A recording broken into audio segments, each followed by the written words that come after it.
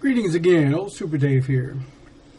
I hope you can see by the last video that what we're going to be talking about, everything that my life has meant since I began my own personal evolution journey in 2005, is all about how to change how I thought, because that will change everything about what you think. So I'm not here to hawk you just some kind of little program that might do something in internet marketing or might do something in another phase of whatever it is you're looking to get out of personal development. No, this is global. This will help you do whatever it is you're looking to do, because I'm talking about a change of your inner thoughts that control your conscious thoughts. And of course, what I'm really talking about is our belief systems. Remember in the first video when I said, well, this is so amazing that people find my own personal evolution journey so fantastic and so inspiring. But I didn't know it at the time. I used to say I had an inner demon. I don't know what it is you call the conversation going on in your head whenever you see yourself wanting to do a thing, whatever that thing may be, wherever it is in your life, whatever it is. It's all about, I'd like to do this thing, but something. This little voice, I used to say. It's my little inner demon shooting me down before I ever took the first step. Well, what we're talking about here is your self-image. And no, I don't mean that thing looking back at you in the mirror. I'm talking about the subconscious mind level stuff going on that I came across. This is part, if not the main part, of the gifted stuff I was talking about in the first video. These are things that just came to me as I continued to put the new ideas, the new perspectives into play, to consciously think about them as I tried to mold my mind to get the hell away from whatever it was I was before, that terrible broke down guy, into someone who is so much more powerful simply because I have an understanding and control of what goes on below the conscious level of my mind. Let me give you an example.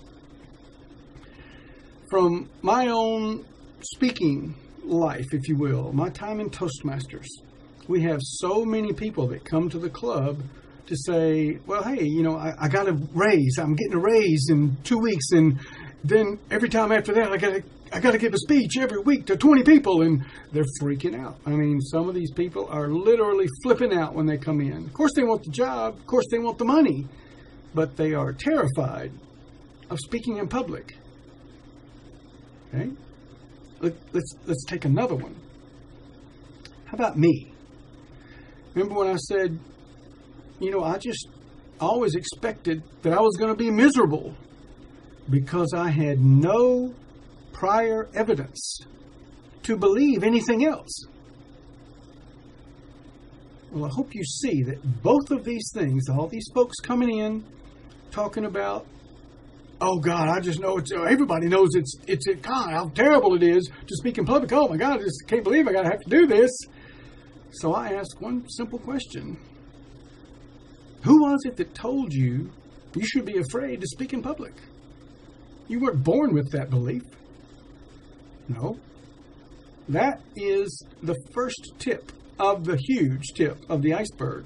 That is the socially accepted, self-defeating, potential crushing belief that everybody else says, well, you know what they say. Everybody knows it's difficult to speak in public.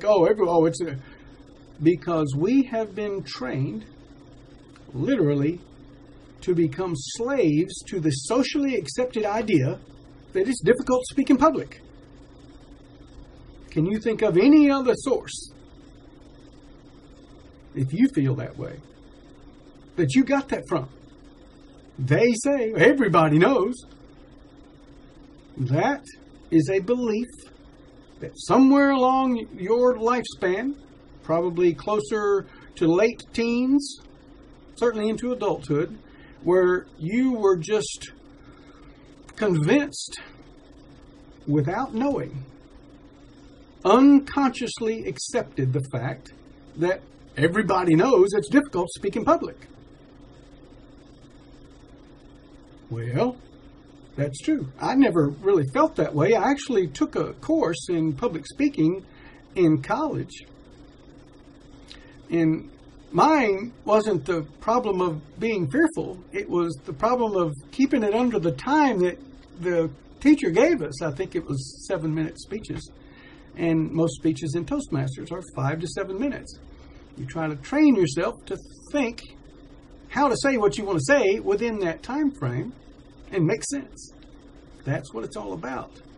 And by doing something consciously, making a conscious effort to do what you may fear doing, in this case we're talking about speaking in public, in an environment where you're completely safe, no matter how terrible you are, we're going to clap for you because you have the stones to at least stand up and give it a try. That is your self-image. Oh, I could never speak in public. No. That is what you see as your limitations. You believe because you already accepted and then implanted in your subconscious mind that any time the subject of speaking in public, up comes the response. Oh, everybody knows you're not supposed to. No, I could never do that. Because you already decided that you were going to respond to anything to do with public speaking with that answer. And every single person, and I've asked this of hundreds of people who felt that way,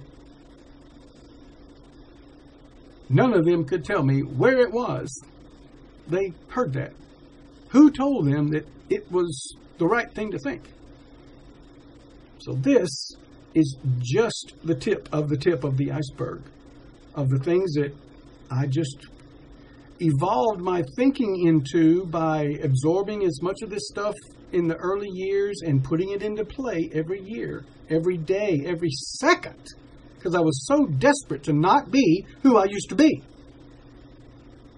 And this is the conversation I want to start with you and continue on into the future. Because if I did this, and I'd say 5 or 6 years, and have been joyously putting it into play and living it as this inspiration for the last 5 or 6, this is what I feel compelled to share with as many people as possible.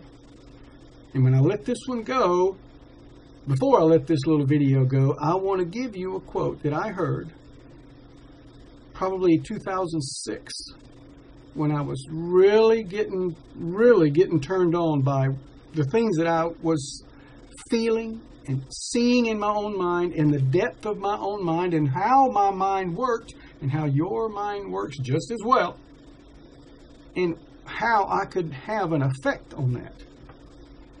So I'm kicking back in front of my computer with my feet up, listening to a teleseminar. I don't know who was hosting it, and I don't know who the guest speaker was, but he said a quote that literally changed my life later on. But it was so profound that I can still remember it as if I was there. And it simply said, if you have a product or information that you know will help someone, it is your responsibility to share it with as many people as possible. Because if you don't, you are robbing them of the opportunity to learn and grow as you have. And I thought to myself, man, that is an awesome quote. I wish I had some kind of something like that to share.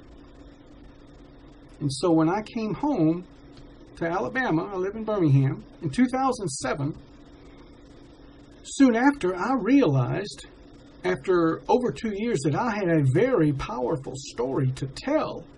And I became very excited. And as I have gone locally and throughout the state to share this message and to write my book and to talk to people and have these insights, it made me so excited and determined that having lived that atrociously miserable life because of so many issues that so many people, especially kids, are having nowadays, I feel compelled to do something about it and to share this message, to get people to see these perspectives, these insights that I have been blessed with, gifted with, and get these people to try their very best to not suffer one single day more of the terrible suffering I went through, the emotional anguish,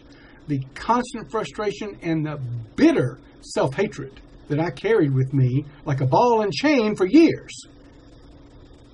And I especially want to put an end to these kids who are getting bullied online, because I have a powerful message for them. No, we didn't have the internet when I was in high school, but they were no less cruel. But there is a way to touch these kids' lives. In my heart and in my mind, I believe this is it. By getting them to see that there is another way to think. And that's what I want to do for you, and hopefully create an ongoing relationship as we rock the house. And like I say, this is just a chance for me to just give you a skosh of the passion and emotion that I bring to this conversation, internal and external, every single time it enters my mind. Then, as you read the words of the page after the link, telling you more about this and get more involved, so I don't sit here and spend hours on video. You can just read this stuff real quick. It's all got headlines that explain everything to you, every aspect of this, and the amazing journey I'm inviting you to take with me. So once again, this is Old Super Dave, about to sign off. I just want to say, I hope you will at least give yourself permission to click the link and find out what is possible for yourself. Because if I can believe in myself, if I can do what I did and have just unbelievable belief that happened when it actually did happen, and I still find it amazing, I can already say that I already believe in your ability to do exactly what I have done, because I am no bit better than anyone. I just was so desperate to not be who I was that I was willing to listen to everything, and everything I read, heard, saw was true. It's just a matter of implementing into my life. So I'm inviting you to give yourself permission to take the chance on yourself to get on this path that I'm on, and we'll rock it together. I swear to God we will. Once again, this is Old Super Dave signing off. I'll be talking to you later. See you next time. Take care.